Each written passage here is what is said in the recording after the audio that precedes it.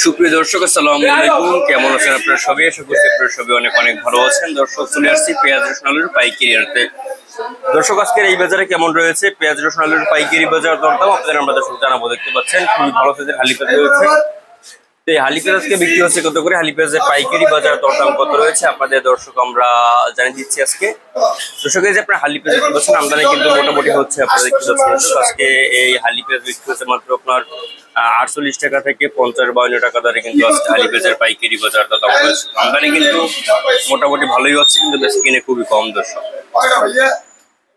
আপনারা দেখতে পাচ্ছেন খুবই ভালো সাইজের পেঁয়াজ। দর্শক, তো আজকে বিক্রি হচ্ছে কত করে, দাম দর কত রয়েছে আপনাদের আমরা দর্শক জানিয়ে দিচ্ছি আজকে। এবং আপনার দর্শক যে দেশি রসুন রয়েছে, এখানে দেখতে পাচ্ছেন দেশি রসুনের পাইকারি বাজার দাম রয়েছে আজকে মাত্র 70 টাকা, 75 টাকা, 80 টাকা কিন্তু দেশি রসুনের দাম রয়েছে। এবং চায়না রসুন দেখতে পাচ্ছেন দর্শক, চায়না রসুন কিন্তু আজকে বিক্রি হচ্ছে মাত্র চায়না রসুন আজকে বিক্রি হচ্ছে মাত্র দর্শক 125-30 টাকা দরে চায়না রসুন বিক্রি হচ্ছে। দর্শক, তো আপনারা দেখছেন আমরা আজকের বাজার দরদাম কত রয়েছে, কত করে বিক্রি হচ্ছে আপনাদের আমরা দর্শক জানিয়ে দিচ্ছি আজকের ভিডিওতে। এবং আলুর বাজার, দর্শক আলুর বাজারে কিন্তু চরমভাবে ধস পড়েছে আলুর বাজারে।